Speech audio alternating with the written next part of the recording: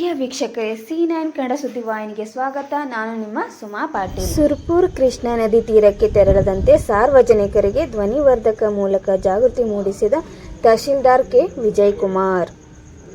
ಸುರಪುರ ಯಾದಗಿರಿ ಜಿಲ್ಲೆಯ ಹುಣಸಗಿ ತಾಲೂಕಿನ ನಾರಾಯಣಪುರ ಬಸವಸಾಗರ ಜಲಾಶಯದಿಂದ ಭಾರೀ ಪ್ರಮಾಣದ ನೀರು ಕೃಷ್ಣಾ ನದಿ ಹರಿಬಿಟ್ಟಿರುವುದರಿಂದ ತಿಂತಣಿ ಗ್ರಾಮದ ಜಗದ್ಗುರು ತಿಂತಣಿ ಮೌನೇಶ್ವರ ದೇವಸ್ಥಾನಕ್ಕೆ ಬರುವ ಭಕ್ತಾದಿಗಳು ನದಿಯಲ್ಲಿ ಈಜಾಡೋದಾಗಲಿ, ನದಿ ತೀರಕ್ಕೆ ಹೋಗಿ ಕೈಕಾಲು ಮುಖ ತೊಳೆಯೋದಾಗಲಿ ಅಥವಾ ನೀರು ಕುಡಿಯೋಕೆ ನದಿಗೆ ಹೋಗೋದಾಗಲಿ, ಮಹಿಳೆಯರು ಬಟ್ಟೆ ಒಗೆಯೋಕೆ ಹೋಗೋದಾಗಲಿ ಮಾಡಬಾರದು ಎಂದು ಸುರಪುರ ತಾಲೂಕು ತಹಶೀಲ್ದಾರ್ ಕೆ. ವಿಜಯಕುಮಾರ್ ಅವರು ತಿಂತಣಿ ಗ್ರಾಮ ಪಂಚಾಯತ್ ಸ್ವಚ್ಛ ಭಾರತ ಅಭಿಯಾನ ವಾಹನದ ಧ್ವನಿವರ್ಧಕ ಮೂಲಕ ಸಾರ್ವಜನಿಕರಲ್ಲಿ ಜಾಗೃತಿ ಮೂಡಿಸಿದರು.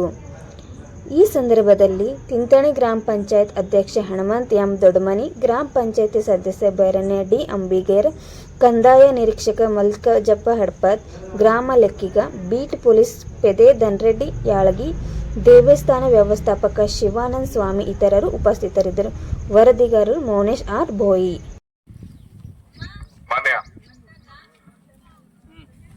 ಮೌನೇಶ್ವರ ಭಕ್ತಾದಿಗಳಲ್ಲಿ ವಿನಂತಿಸಿಕೊಳ್ಳುವುದೇನೆಂದರೆ, ಬಸವ ಜಲಾಶಯ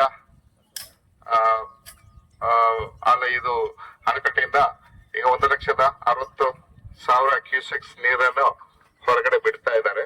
ಸೊ ಹೀಗಾಗಿ ನೀವು ಭಕ್ತಾದಿಗಳಲ್ಲಿ ತಾಲೂಕು ಆಡಳಿತದಿಂದ ಮತ್ತು ಜಿಲ್ಲಾಡಳಿತದಿಂದ ಮತ್ತು ಮೌನೇಶ್ವರ ಆಡಳಿತದಿಂದ ನಮ್ಮಲ್ಲಿ ವಿನಂತಿಸಿಕೊಳ್ಳುವುದೇನೆಂದರೆ, ಹೆಚ್ಚಾಗಿ ನೀರು ಫ್ಲೋಯಿಂಗ್ ಆಗ್ತಾ ಇರೋದ್ರಿಂದ ನೀವು ನದಿ ದಂಡೆಯೊಳಗೆ ಯಾರನ್ನು ಇಳಿಲಿಕ್ಕೆ ಹೋಗಬಾರ್ದು, ದುಸ್ಸಾಹಸವನ್ನು ಮಾಡಬಾರ್ದು.